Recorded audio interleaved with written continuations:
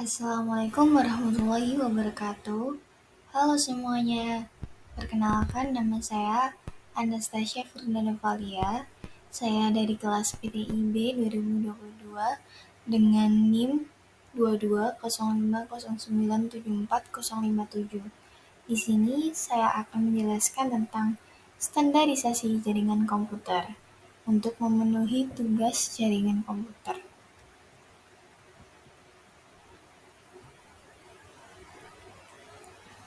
Pengertian. Standarisasi jaringan komputer adalah proses menetapkan aturan, protokol, spesifikasi, dan praktik terbaik yang konsisten untuk pengelolaan, konfigurasi, dan komunikasi antara perangkat-perangkat yang terhubung dalam suatu jaringan komputer. Tujuan dari standarisasi ini adalah untuk menciptakan lingkungan jaringan yang terstruktur, efisien, dan dapat diandalkan, serta memungkinkan interoperabilitas yang baik antara perangkat-perangkat dari berbagai vendor. Dengan menerapkan standar yang sesuai, organisasi dapat memastikan kinerja jaringan yang optimal, keamanan yang tinggi, dan kemudahan dalam integrasi perangkat serta pengembangan aplikasi.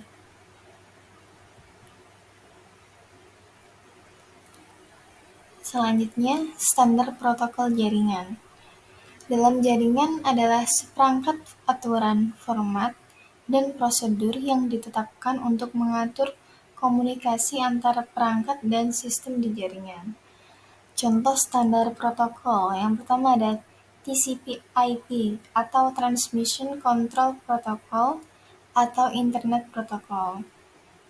Ini adalah protokol dasar yang digunakan untuk mengatur komunikasi dan transfer data di internet. Yang kedua, ada HTTP, yaitu Hypertext Transfer Protocol, yang digunakan untuk mentransfer dokumen hypertext seperti halaman web antara klien dan server. Untuk yang lebih amannya ada HTTPS. Kemudian yang ketiga ada DNS atau Domain Name System, yaitu protokol yang menerjemahkan nama domain menjadi alamat IP yang terkait.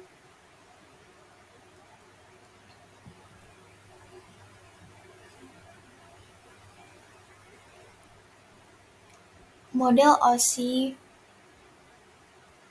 Perbedaan model OSI versus TCP/IP. Model OSI atau Open System Interconnection adalah kerangka kerja yang terdiri dari 7 lapisan yang membagi fungsi-fungsi jaringan komputer menjadi bagian-bagian yang terpisah. Setiap lapisan memberikan layanan kepada lapisan di atasnya dengan batasan yang jelas. Model ini memberikan kerangka kerja konseptual untuk memahami dan merancang jaringan komputer. Layar-layarnya seperti gambar yang di samping. Kemudian untuk model TCP/IP atau Transmission Control Protocol Internet Protocol, model jaringan yang terdiri dari 4 lapisan utama. Ini berfokus pada implementasi protokol yang digunakan di internet dan digunakan secara luas dalam pengembangan, konfigurasi, dan manajemen jaringan komputer.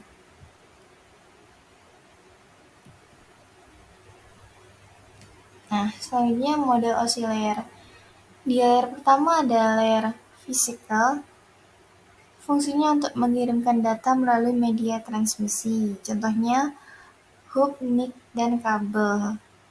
Di layer kedua ada data link, fungsinya untuk menambahkan MAC address pada paket, contohnya switch. Yang ketiga, pada layer network, berfungsi menambahkan alamat jaringan pada paket. Contoh penggunaannya ada router, layer 3 switch. Kemudian di layer keempat, layer transport, berfungsi mengatur flow contour, acknowledgement, dan mengirim ulang data jika diperlukan. Contohnya TCP, UDP. Di layer kelima ada session layer, berfungsi membentuk koneksi, kemudian memutuskannya ketika seluruh data telah terkirim. Contohnya Net by OS, PPTP. Yang keenam ada presentation layer, berfungsi sebagai memformat data sehingga dapat dikenali oleh penerima. Contohnya JPG, GIF, HTTPS, dan lain-lain. Di layer terakhir yaitu layer ketujuh ada application layer, berfungsi menunjang aplikasi untuk berkomunikasi melalui jaringan. Contohnya SMTP.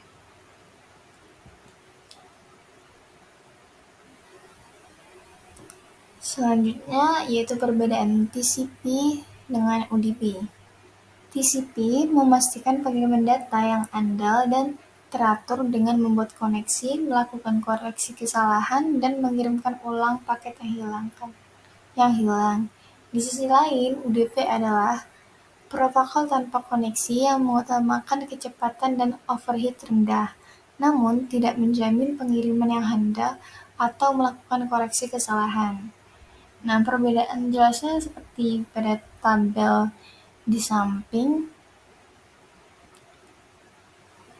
Untuk TCP, koneksinya menggunakan protokol berorientasi koneksi, sedangkan UDP protokol tanpa koneksi. Di sisi keandalan sendiri, TCP menggunakan pengiriman data yang handal dengan deteksi dan koreksi kesalahan, sedangkan UDP pengiriman data yang tidak dapat diandalkan tanpa deteksi atau koreksi kesalahan. Di bagian pemerintah, TCP menjamin pengiriman data secara berurutan, sedangkan UDP tidak ada jaminan pengiriman data secara berurutan. Kemudian, TCP termasuk mekanisme pengendalian kemacetan, sedangkan UDP tidak ada mekanisme pengendalian kemacetan. Kemudian berisi informasi header dan payload pada TCP, sedangkan UDP berisi informasi header minimal. Dan yang terakhir, pada kasus penggunaannya, TCP cocok untuk aplikasi yang membutuhkan integritas dan akurasi data, sedangkan UDP cocok untuk aplikasi yang mengutamakan kecepatan dan efisiensi.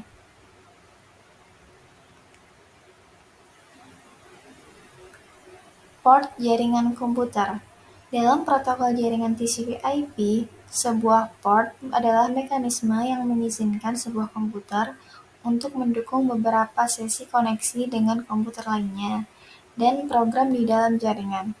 Port dapat mengidentifikasikan aplikasi dan layanan yang menggunakan koneksi di dalam jaringan TCP/IP, sehingga port juga mengidentifikasikan sebuah proses tertentu di mana sebuah server dapat memberikan sebuah layanan kepada klien atau bagaimana sebuah klien dapat mengakses sebuah layanan yang ada dalam server. Port dapat dikenali dengan angka 16 bit atau 2 byte yang disebut dengan port number dan diklasifikasikan dengan jenis protokol transport apa yang digunakan ke dalam port TCP dan port UDP. Karena memiliki angka 16 bit, maka total maksimum jumlah port untuk setiap protokol transport yang digunakan adalah 65.536 buah. Kemudian dilihat dari penomorannya, port UDP dan TCP dibagi menjadi 3 jenis, yakni sebagai berikut. Yang pertama ada well-known port. Ini adalah port yang pada awalnya berkisar antara 0 hingga 255, tetapi kemudian diperlebar untuk mendukung antara 0 hingga 1023. Port number yang termasuk ke dalam well-known port selalu mempresentasikan layanan jaringan yang sama dan ditetapkan oleh Internet Assigned Number Authority atau IANA. Yang kedua ada register port, yaitu port yang digunakan oleh vendor komputer atau jaringan yang berbeda untuk mendukung aplikasi dan sistem operasi yang mereka buat. Range register port berkisar dari 1024 hingga 49151 dan beberapa port di antaranya adalah dynamical assigned port. Nah, yang ketiga ada dynamical assigned port adalah port yang ditetapkan oleh sistem operasi atau aplikasi yang digunakan untuk melayani request dari pengguna sesuai dengan kebutuhan. Dynamical Assign Port berkisar dari 1024 hingga 65.536 dan dapat digunakan atau dilepaskan sesuai kebutuhan. Nah, selesai sudah pembahasan kita kali ini tentang standarisasi jaringan komputer.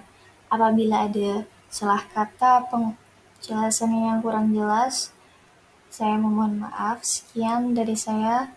Terima kasih. Wassalamualaikum warahmatullahi wabarakatuh.